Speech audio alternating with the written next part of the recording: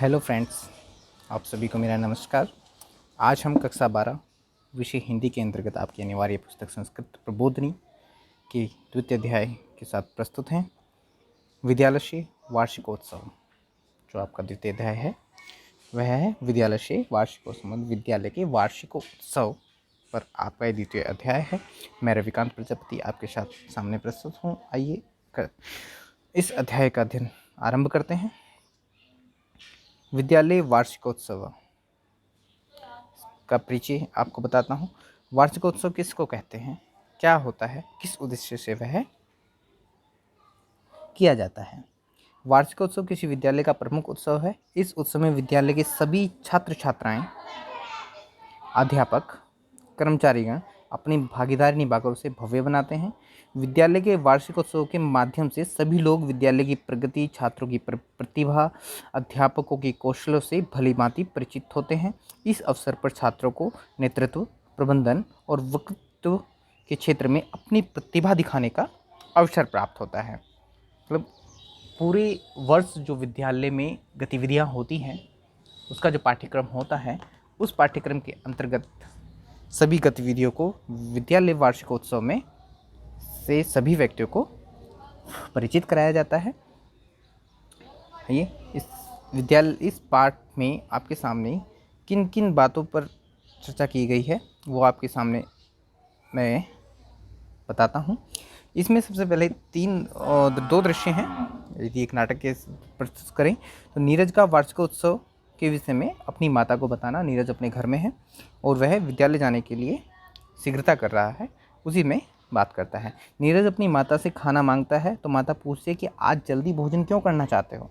नीरज माता को बताता है कि कल मेरे विद्यालय में वार्षिकोत्सव है, अतः उसकी तैयारी के लिए मुझे जल्दी ही विद्यालय पहुँचना है।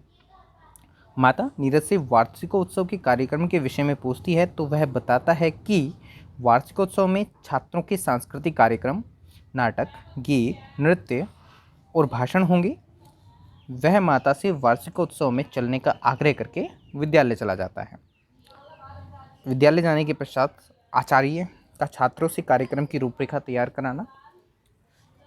विद्यालय में आचार्य सब छात्रों को पाणिनि सभागार, एक अच्छा क्वेश्चन बन सकता है, कौन सा सभागार, पाणिनि सभागार। एक नंबर के क्वेश्चन में आ सकता है, किस सभागार में, सभागार का नाम बताइए। सभागार में बुलाकर वार्षिकोत्सव के मुख्य कार्यक्रमों, मंच व्यवस्था, दीप प्रज्वलन और अतिथियों के स्वागत के विषय में पूछते हैं। तब अदिति बताती है कि विवेक सुशील मंच व्यवस्था, ध्यान रखें बहुत अच्छे इंपॉर्टेंट क्वेश्चन है, विवेक और सुशील मंच व्यवस्था करते हैं। कादम्बरी, मैत्री और नलिनी दीप प्रज्वलित की व्यवस्था करती हैं।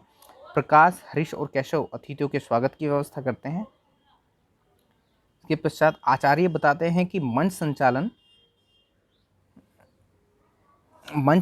का जो कार्य है वह संस्कृत के अध्यापक करेंगे। वार्षिक विवरण जो है वह मैं स्वयं करूंगा और अतिथियों का धन्यवाद ज्ञापन उपाचार्य करेंगे, जो हमारे शायद अध्यापक हैं उपाचार्य जी, वो करेंगे। नवनीत बताता है कि नीरज प्रभात और नवीन मंगलाचरण करेंगे।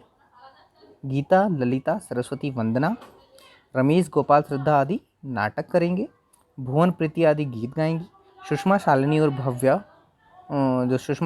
भव्या है वो लोक नृत्य करेंगी। महेश और मनोज भाषण करेंगे।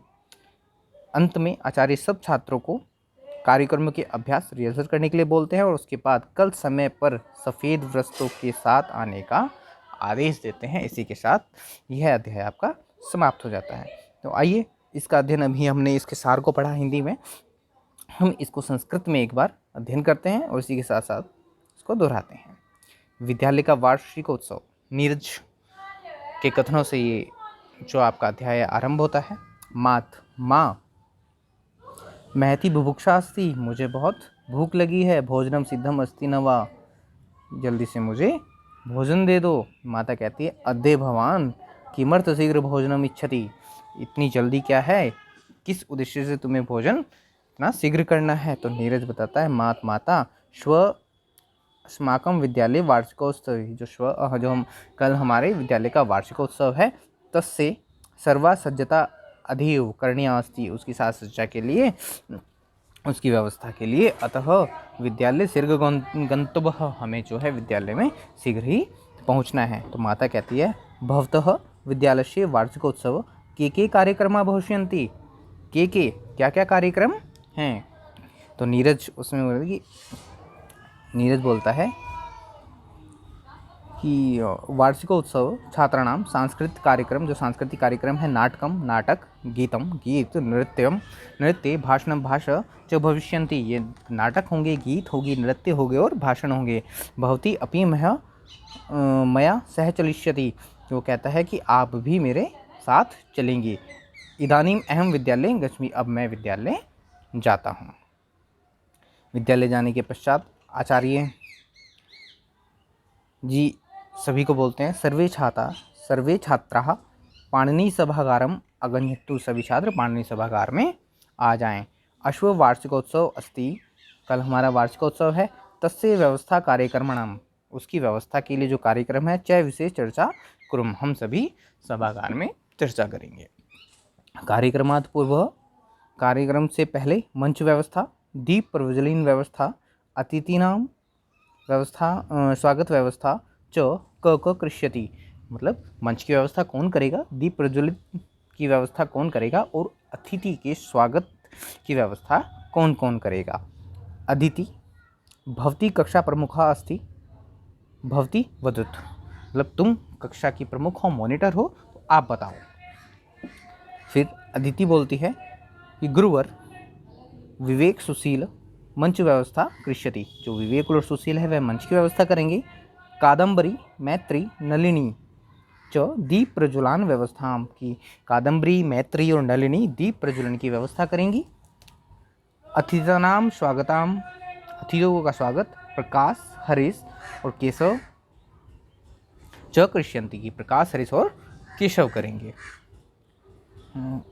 तत्पश्चात आचार्य कहते हैं शोभनम मंच संचालन। बहुत अच्छा मंच संचालन की व्यवस्था संस्कृत अध्यापकाम विद्यालय। संस्कृत अध्यापक, ये जो मंच संचालन संस्कृत के अध्यापक करेंगे। विद्यालय से वार्षिको विवरण से प्रस्तुति अहम कृष्यामि। ये विद्यालय की वार्षिक विवरण की प्रस्तुति में स्वयं करूँगा। अपि च आगताम नाम धन्यवाद ज्ञापनम उपाचार्य कृष्यन्ति। और आगंतुकों की जो धन्यवाद ज्ञापन है वह उपाचार्य जी देंगे। इदानीं कार्यक्रमणां विशेष चर्चा कुरुम। इन सब की विशेष चर्चा के लिए नवनीत भवान छात्र प्रमुख अस्ति। कि नवनीत जो है वो छात्रों का प्रमुख है। भवान वदंतु कि तुम बताओ कौन कौन किम किम क्या क्या कृष्यति करेगा।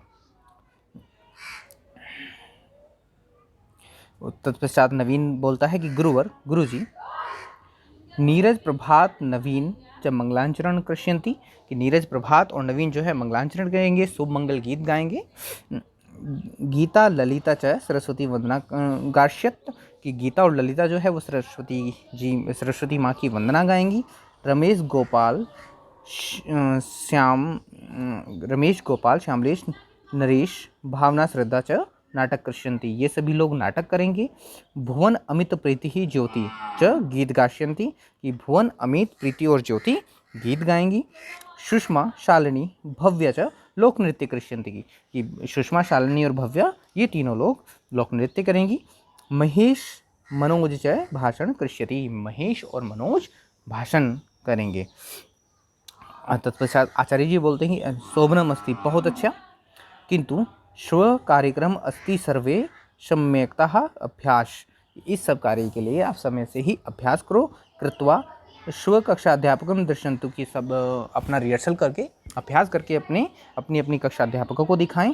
सर्वे छात्रा, सभी छात्र छात्राएं शुभ्रवेषणम सम्मेन आगच्छन्ति। कि सभी छात्र शुभ सफ़ेद वस्त्र धारण करके कल समय से ही विद्यालय आ जाएंगे। ये आदेश देते ही आपका अध्याय समाप्त हो जाता है। ये आपके इस अध्याय के शब्दार्थ हैं। जो कठिन शब्द हैं उनके अर्थों को मैंने लिया है, वो आपके सम्मुख हैं। आप इन सब जो कठिन शब्द हैं उन सबको पढ़ लेंगे। इसका एक स्क्रीनशॉट लेके आप उसको अच्छे से इनको पढ़ लेंगे तो आपके अध्याय को समझने में बहुत ही सहायता करेंगे। यह पूरा अध्याय समझने के पश्चात आपको मालूम है कि आपके एग्ज़ाम में, आपकी परीक्षा में संस्कृत से एक पैरा आता है, गद्यांश आता है जिस पे क्वेश्चंस पूछे जाते हैं, 5-6 नंबर का वो होता है, तो वो किसी भी अध्याय से ले लिया जाता है। तो ये अध्याय जो संस्कृत के अध्याय हैं आप उनको अच्छी भली भांति से समझें, तत्पश्चात आप उन क्वेश्चनों के आंसर दे पाएंगे। अंत में मैं आपको स्वामी विवेकानंद जी की एक क्वेश्चन बताना चाहूँगा। जो विवेकानंद जी हुए, चाणक्य जी हुए, इनकी जो नीतियाँ हैं, इनके जो विचार हैं, वो हमारे जीवन में बहुत ही कारगर से साबित होते हैं, बहुत ही सफल साबित होते हैं। तो आप अच्छे विचारों को अपने मन में हमेशा बसाए रखें। पवित्रता, धैर्य और दृढ़ता, ये तीनों सफलता के लिए आवश्यक हैं। और सबसे ऊपर प्यार है, प्रेम है।